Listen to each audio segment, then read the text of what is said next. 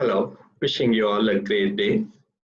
It gives me an immense pleasure to be a part of this online education series. As a founding secretary, I, Dr. Prabhakar Koregal, would like to briefly introduce you to the Academy before you dive into the lectures per se. The Academy was pursued and conceptualized by Professor Nagaraj Desai, who is a chairperson of our academy, and I joined in as a founding secretary of the organizations under the able guidance of the trustees who included the best of the academic cardiologists, the Professor C.N. Manjunath, Dr. S.S. Ramesh, Dr. K.S. Ravindranathan, Dr. S.S. Iyengar, the course director for this particular program, and Dr. C.B. Patil, who are all the human personalities of the cardiology, and you all know about it. We started this academy about 12 years back, focused mainly on education of the fellows in cardiology, CTVS, medicine, pediatrics, and related specialties. So far, we have had 12 PG teaching programs, one inaugural symptoms, recent symposium on acute cardiovascular emergencies, which we would like to make it as an annual event. And this particular, the symposia, which was held during the lockdown period in the 2020. Welcome to the Academy, and hope this course will be of use to you. Thank you.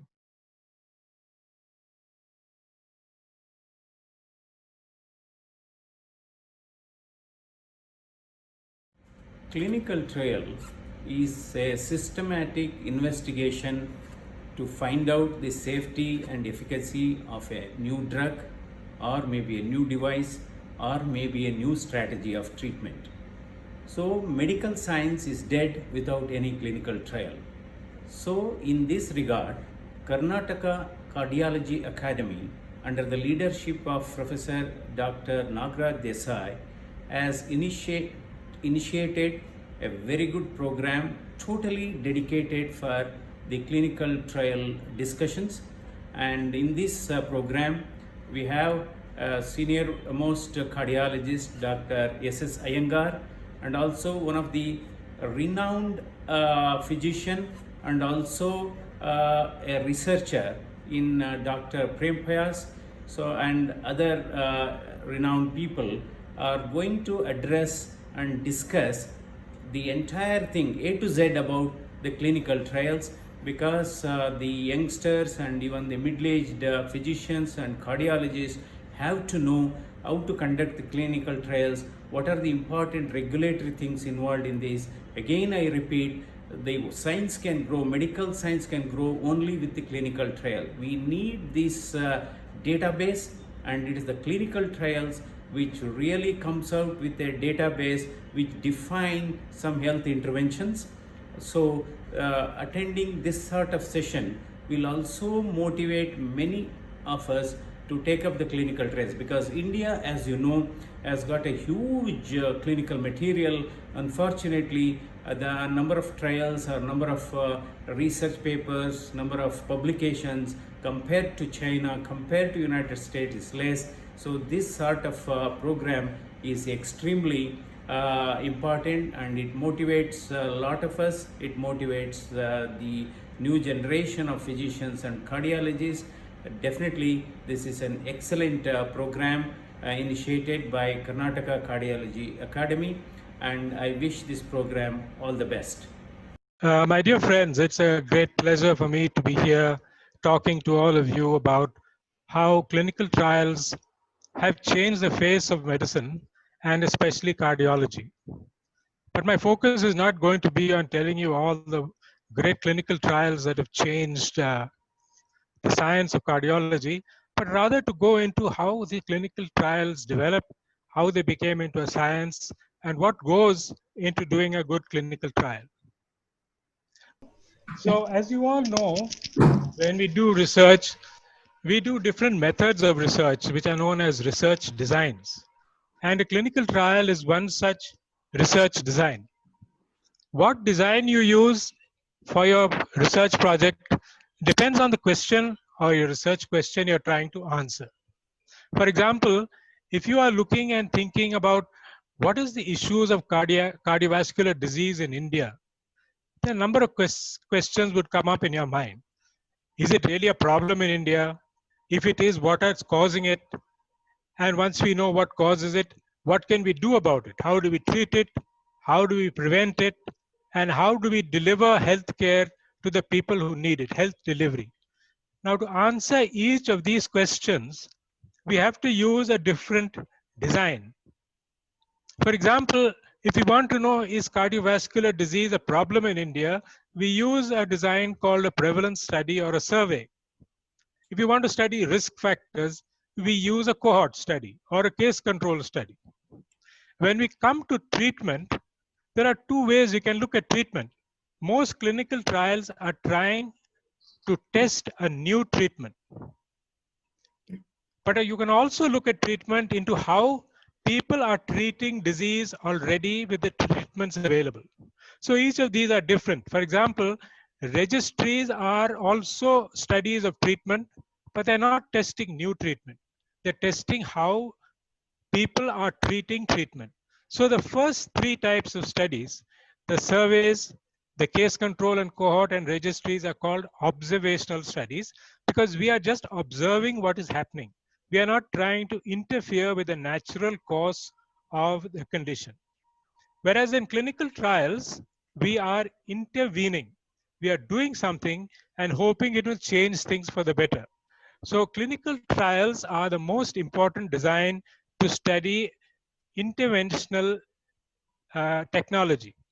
A meta-analysis is a method of analyzing a number of clinical trials together and therefore also becomes an interventional sort of a design.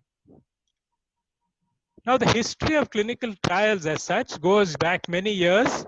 As you can see, it's from over 250 years since the naval doctor James Lind did the first clinical trial on how to prevent scurvy, where he gave soldiers randomly, I don't know if it was randomly or not, but anyway, he divided them into different groups and tried different treatments.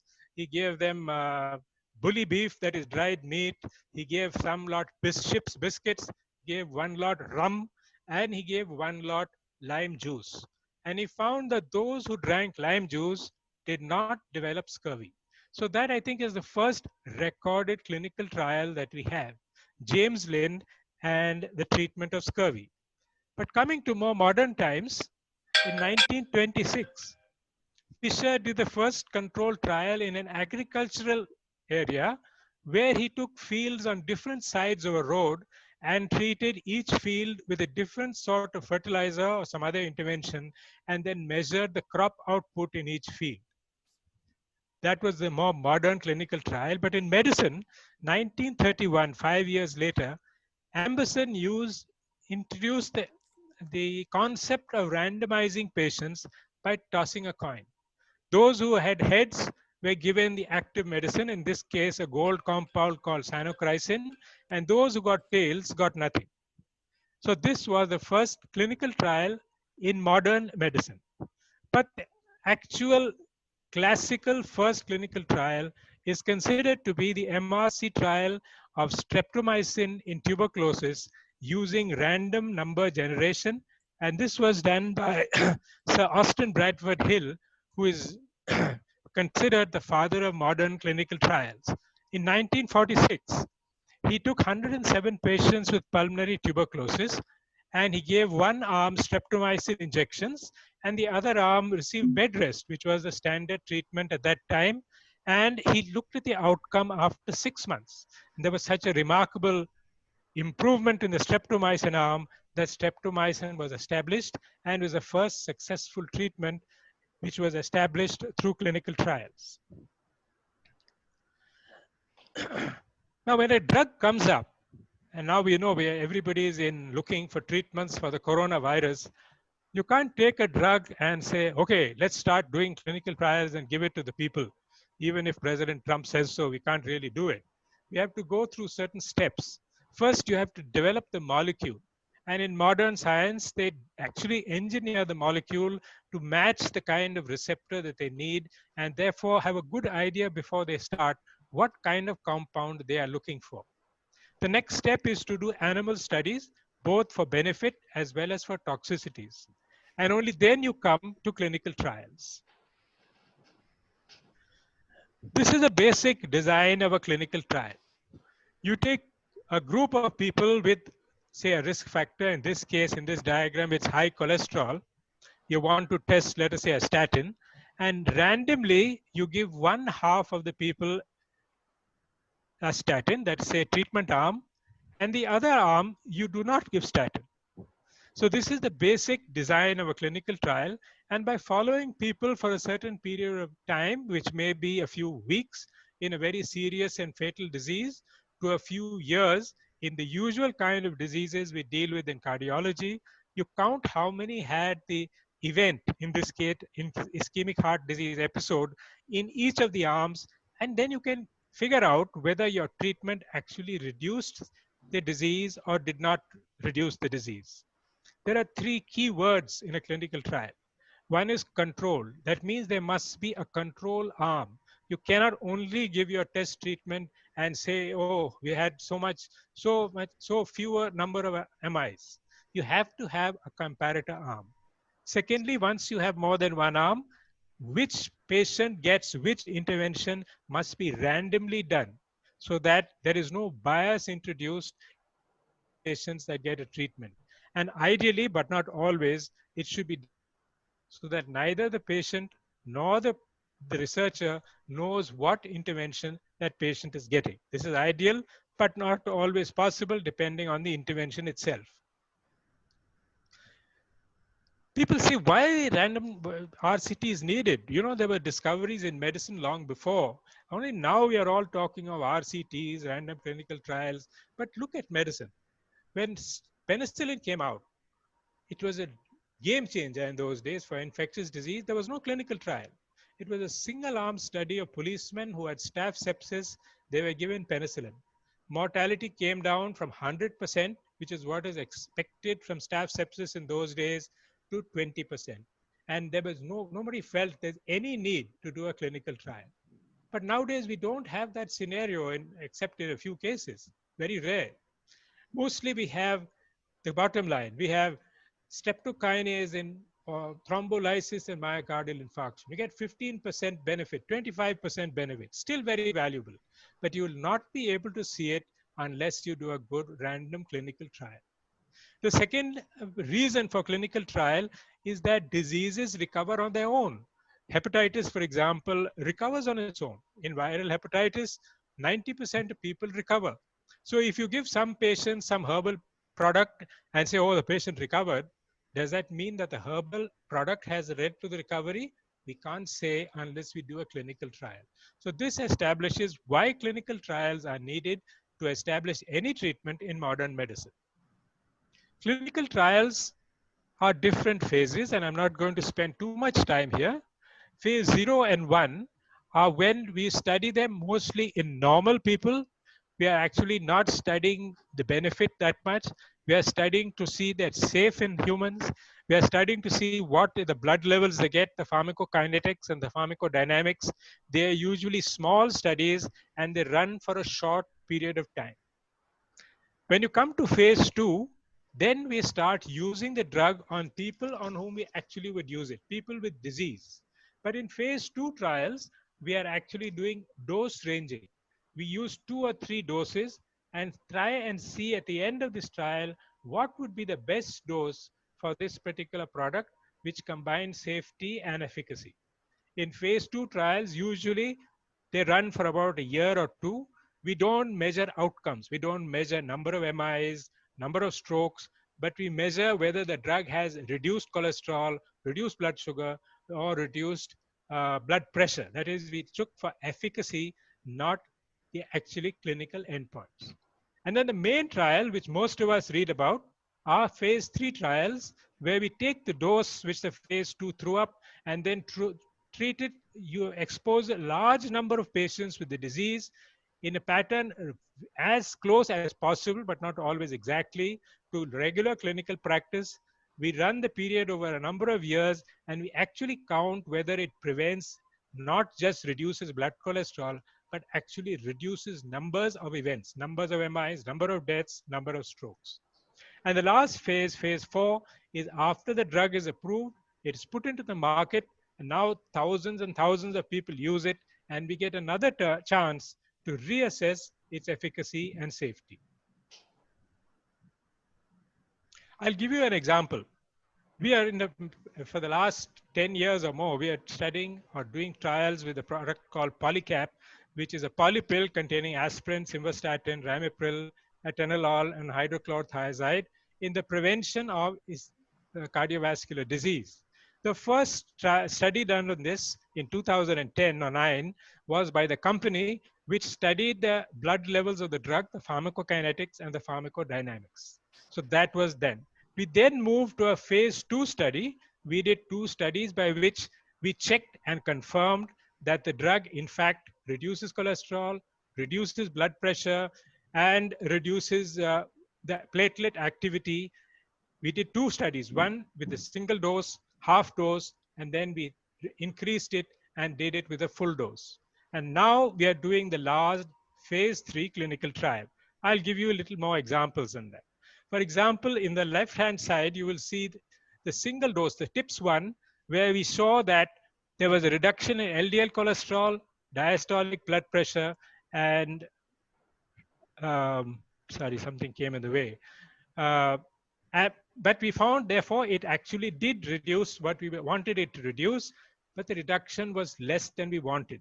So we did a second phase 2 trial with a double dose using the full dose of medication, and we showed that there was a further reduction in LDL cholesterol, blood pressure, and this could be taken very safely. So from the phase 2, we have now moved to a phase 3 trial. Oh.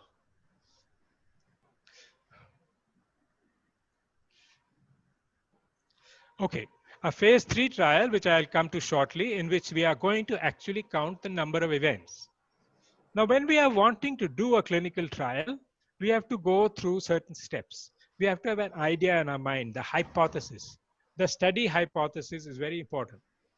Based on the hypothesis, we then frame questions and frame certain objectives by which we will answer those questions. These are very important because based on these questions, we will do the design, we will know the number of patients we have to treat, what are the outcomes we're going to measure, etc.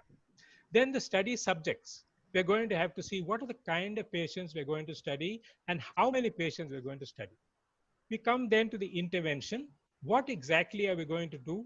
What dose? What procedure? That must be very standardized. How will we know whether the intervention is working? What are the outcomes and endpoints we are going to measure? All this has to be very carefully done, very meticulously done, and done as specifically as possible. Having done this, we then randomize patients. We have already calculated the sample size into the 2 arms. One will be the control arm and one will be the test arm. We collect data and implement the study. We analyze our data and get the results. Now is the part which is very important really in science, but is often in India not done. Knowledge dissemination.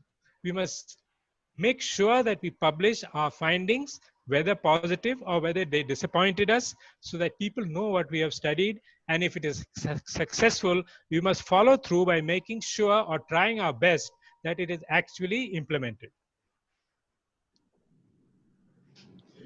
So when we come to the research project, the questions, spend time, make your question accurate and precise. You read the literature, right? Both general literature. Let's say, example, you're doing a study on anticoagulants, a new anticoagulant. Know everything as possible, as much as possible about anticoagulants in general, and then specifically about what you're going to do. Think about your initial idea. Think about what you have read, and then focus down on your questions. Consider what you're going to measure, the endpoints. Consider practical logistical issues, and then you are ready to start putting things down on paper. Every study after the question has primary and secondary objectives. Secondary not always, but you almost must have a primary objective. The primary objective is the main objective you are trying to achieve, and based on that, your design will develop, how many patients you're going to study will develop, how you analyze your data will develop, and ultimately whether your study was positive or negative will depend on whether your primary objective was achieved or not achieved. You may also want to have secondary objectives, but they're not so important. Secondary objectives idea is that anyway we are doing a lot of work, we're putting in a lot of effort and money. Let's see other information that we can get. We can study other endpoints. We can study subgroups of patients. We can follow natural history because you're having patients with you for a number of years. But these are always secondary. Your sample size has been calculated for your primary objective. So secondary objectives are really indications for future studies and just a little tweaking of the final data. And they have no use if your primary objective turns negative. You cannot say my primary objective was negative, but in secondary objective I found something. Doesn't work that way. Let me give you an actual example. This is the first large clinical trial in cardiology that was done in India, called the CREATE study, which we started in 1999. It was done in India and China and was studying the effects of reviparin, which is a low molecular weight heparin, compared to placebo in patients who had just had a myocardial infarction. At that time, it was not clear whether anticoagulants will be helpful in an era when streptokinase was in use. So our primary objective was this: to evaluate whether low molecular weight heparin is superior to placebo in reducing the combination of cardiac and stroke within 7 days in patients with suspected acute myocardial infarction. This was the primary objective. We also had secondary objectives where we looked at all-cause mortality and stroke at 7 days, and a second one where we looked at all-cause mortality at 30 days. But the main one was the primary objective. And that, happily, I will tell you, we were able to show that we were able to achieve it. The next step is, once you have your objectives and your questions, is how many subjects I should study. It is, if you have too few, your study will be unlikely to achieve any result and it would be a waste of time and money. If you study too many patients, you'll be wasting resources and putting some patients at some small and unnecessary risk. So to calculate sample size, I'm not going to go into any statistical details in this talk because you have other talks to do that. We need to know how much difference do you expect this intervention? How much do you expect reduction in events? You have to either get this from pilot studies, from other publications, or clinical experience. How much is it worth getting? I think 15, 20% at least we should get. So you put that number down. Then you need to put in two statistical issues. One is, I don't want to get any false positive. I want to minimize the chances of a false positive result called the alpha, which should be less than 5%. And at the same time, I don't want to get a false negative. That means my study is negative, whereas in fact, the drug is working. And I want to have at least 80% chance of being able to get that particular result. So we have our sample size now. And now what is the intervention? It's a controlled study. So in one arm, you're going to give your drug or whatever intervention you're doing. The other arm, you can either have placebo, where either it's a very short duration, like in a hypertension trial, if it's for 6 weeks and the blood pressures are not too high, you can justifiably give placebo if you set an upper limit of blood pressure. But in most other diseases where active treatment is available, it is unethical to give a placebo. So in that case, your intervention will be compared to active control. Remember, clinical trials don't only mean drug. They could be interventions like the radial versus femoral trial, the RUBY trial, which is on pump and off pump. And of course, the spread study, which we'll mention later, which is totally different. Can community health workers working with patients improve outcomes? That is also a clinical trial. Then lastly, we're nearing the end of this particular session. What are the endpoints? Means how will I know whether my intervention is working? Surrogate endpoints are things like lipids, blood pressures, things like that. Clinical endpoints are death, MIs, strokes. So in phase 3 trials, we will usually go with clinical endpoints. Don't use vague terms like, I want to see whether blood pressure will respond or blood pressure will be controlled. We would have very specific. What do you mean by control? What do you mean by respond? Give numbers so that you are very specific. Make sure that whatever measurements you're taking are valid and objective. And lastly, as far as possible, have hard endpoints against soft endpoints. Hard endpoints are some things which are very definite. Death is the hardest of endpoints, but other things like stroke is a hard endpoint. ST elevation MI is a hard endpoint. But angina, unstable angina are relatively soft. So if we have an endpoint like unstable angina, we should try to choose measures that are as objective as possible. Okay. This is the same thing really. For example, I've just used this. I'll skip on to the next slide. Here's an example from our polycap studies. In our phase 2 study, or TIPS, are endpoints where the effect of polycap on systolic blood pressure, diastolic blood pressure, LDL cholesterol, and heart rate. So this was a phase 2 trial, and our endpoints were all surrogate endpoints. Based on this, because we know that the constituents of this medication, that is beta blockers, statins, etc., are very effective in preventing secondary prevention, the product received approval for secondary prevention. But for primary prevention, where things are less clear, we are doing a phase 3 trial, and there you can see our endpoints are going to be cardiovascular death, non-fatal stroke, non-fatal MI. So these have got clinical endpoints in the phase 3 TIPS 3 study. As far as possible, studies should be double-blind, and I've already told you what blinding means.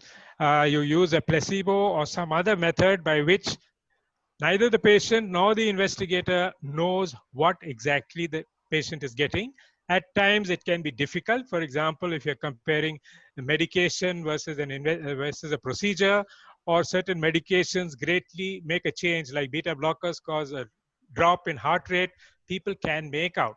In that case, it is especially important to have hard endpoints. So if you are reading an article about a clinical trial and you want to know, you're interested and you want to know, should I change my practice based on this article? This is the questions you have to answer yourself. Ask yourself, were the patients in the two arms similar, or was there different in the control arm and the intervention arm in the type of patient? Except for the intervention where all other treatments more or less the same in the two arms. Okay. These two are usually answered if your randomization procedure is good and your sample size is large enough.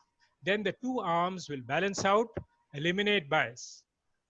And then lastly, you must ask yourself, the patients in this trial, are they like my patients? Generalizability, or is these kind of patients not the kind that I see? So these are the questions that we must ask ourselves when we are trying to see whether this clinical trial is applicable to my practice. Now, what exactly is randomization? Randomization implies that when you are deciding which arm of study the patient goes to, neither the patient nor the investigator has any idea which arm the patient will go into. A coin toss is okay. Putting something in an opaque envelope which is opened only after the patient is in the study is acceptable. Computer generated and central randomization is acceptable. What is not acceptable? Alternate days, days of the week. You may say, I don't know who's coming day after tomorrow. The issue is not that. Issue is, if today is intervention day and tomorrow is control day, everyone who comes tomorrow is going to get control medication. and therefore it is not truly double-blind. Here, for example, is a study called the ADVANCE-2 trial, which was anticoagulant in prophylaxis in knee replacement surgery. And you can see what it says. The patients were assigned to treatment through an interactive central telephone system. So this is the person dials a number, enters the particular patient's patient number, and the system will automatically come back and tell him, give kit number so-and-so or kit number so-and-so. This is the perfect and acceptable method of randomization. There is something else here I want you to read. Now, this is a study comparing apixaban with enoxaparin. One is a tablet, one is an injection. So they had two placebos. They had a placebo tablet for the apixaban, and they had a placebo injection for the enoxaparin. Therefore, this was called a double dummy design. There were double placebos. So you don't always work with one placebo. You may have to work with two kinds of placebos depending on what interventions you are comparing. Having done this now, you have done your intervention, you are carrying your data, and the first thing that person will ask is, how many patients were randomized and how many patients have you data at the end of the study? There ideally should be 100% of people randomized should have an end of study visit, but at least 90% plus, ideally 95, 99% is what you need. And most publications will insist on a flow diagram called the CONSORT flow diagram, which shows exactly how the numbers went from the beginning to the end. This is an example of our CREATE study. And you can see you started with 20,000 patients, and you come down and it shows you how many were randomized, how many were dropped out at each stage. And if you follow it down, you will see right at the end how many were included in the primary analysis at each arm. And you can say, yes, I think there's a reasonably complete follow-up. And yes, the dropout rate is not significantly different between the two arms. So the first thing in the results is you make sure this is the patients who enter the study and left the study are more or less the same. The next, always table 1 in results will be this table in any clinical trial, comparing the baseline data of the two arms of the study. And this baseline data is taken from the Aristotle study, which, as you know, compared apixaban and warfarin in patients who had atrial fibrillation for prevention of stroke. And as you will see in this study, both the two arms are almost identical and quite acceptable, because this was a large study. It had 18,000 subjects. It had good randomization. And so automatically, the two arms became very, very similar. Now we come to the analysis. The way you should analyze a clinical trial is called intention to treat analysis. Intention to treat analysis means that every patient who is randomized will have to be analyzed. If he is analyzed today and tomorrow he disappears and never comes back, you can't say that we didn't count him, he didn't actually take the medicine. If he is randomized, he has to be analyzed, irrespective of whether he took the medication or did not take the medication. All valid clinical trials must be intention to treat. You may also do a secondary analysis of per protocol, which means that you only analyze those who actually followed the protocol from beginning to end and see whether there's a difference in result. But ultimately, the success or non-success of your trial will depend on the intention to treat analysis. The only exception to treat is when you are studying the safety of a drug, then you may say that the safety arm, we included patients who received at least one dose of the drug. Okay. The second issue that arises in analysis is it a superiority trial or a non-inferiority trial?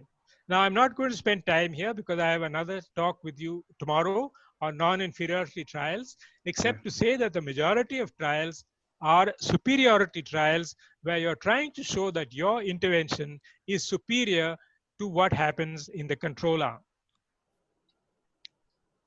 Now, it is also important that analysis should be done right in the beginning. Yeah, plan of analysis, not analysis. The plan of analysis must be done, must be put in your protocol, must be available to the public before you actually do the analysis, before any unblinding is done. Because otherwise they will say there is bias. After seeing the results, you cannot plan different analysis, or if you have to do it, you have to clearly say this was a post hoc analysis and it has very little value compared to a pre-specified analysis. Dr. Pius? Now, this is a class, yes? Yeah, kindly can you hurry through? Yeah. This is the treatment arm. This is how we calculate the treatment size. For example, in this particular study, our intervention reduced the death rate, let us say the deaths, from 6 per 100 to 3 per 100. So we say the relative risk is 0.03 divided by 0.06 or 0.5, or we have a relative risk reduction of 50%. We also look at it another way. We don't only look at one number, 0.5, which is called the point estimate. We have to calculate the 95% confidence intervals, which means if I do this in thousands of patients, how sure am I I'll get this result? And at the bottom of the screen, you'll see that both have 0.5, but the one on top, the confidence interval crosses 1 and the p-value crosses 0.05. And therefore, actually, although it has the same point estimate, it is not statistically significant, unlike the lower one. We don't only look at relative risk reduction. Two studies. In one, in a disease where 6 deaths per 100 were reduced to 3 deaths per 100. And another where 60 deaths per 100 were reduced to 30 deaths per 100. In both cases, relative risk reduction is 50%. But the value of the second, where 60 was reduced to 30, is much more.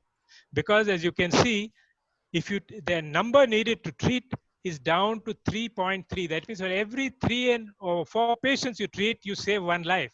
Whereas on the left-hand side, you needed to treat over 33 patients to save that 1 life. So we don't only look at relative risk reduction, we should also look at number needed to treat to get a more value of what is the value of the clinical trial in actual practice. And here are some numbers from the MERIT-HF trial, which was beta blocker in heart failure. And you can see the relative risk reduction was how much? 0.68. And the absolute number needed to treat came down to 2.29. So for every 29 subjects you treated with beta blocker compared to placebo, you saved 1 death or 1 hospitalization, which was a very effective treatment. The other way we look at outcomes is what is known as the Hansel-Menzel curve. And you can see this gives an indication not only of the hazard ratio, which is similar to relative risk, but you get an estimate of time. Yes, I'm almost done. Estimate of time, and you can see after how long exactly your drug began to take effect. In Concessions 1, which was enalapril in heart failure, you can see within 1 month, the curves begin separating, showing that you get very early benefit for using ACE inhibitor in a heart failure. We can also do now an unimportant, a less important analysis, for example, subgroup analysis, to know how the subgroups behave. Do the subgroups all more or less the same? Or is it that men are different from women and old are different from young? And you get an idea on whether this treatment is applicable to all or has a more restricted applicability. Lastly, you can do trials where you do more than one intervention. A 2x2 design, for example, which is here the HOPE-3 study, which it compared lipid reduction, blood pressure reduction, both or neither in primary prevention. And it showed very clearly the benefits that a combination gives almost the same benefit as statin alone. Blood pressure reduction alone gave much less reduction in this primary prevention population.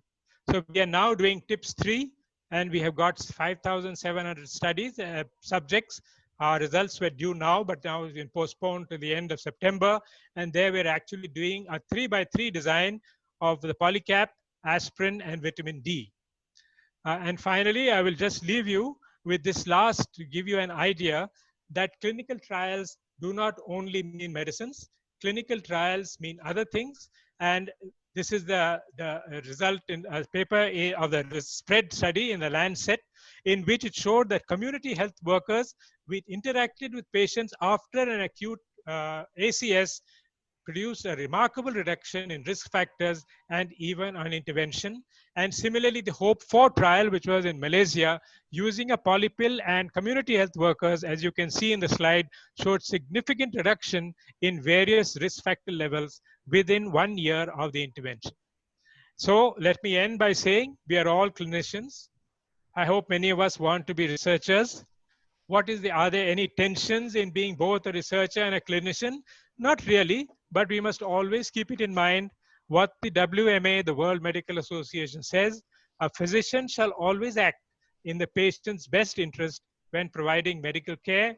And when we are investigators in a clinical trial, we combine our role as a primary physician and a researcher. So that's the last slide. If you want to be a researcher, try it out. We have interesting cases.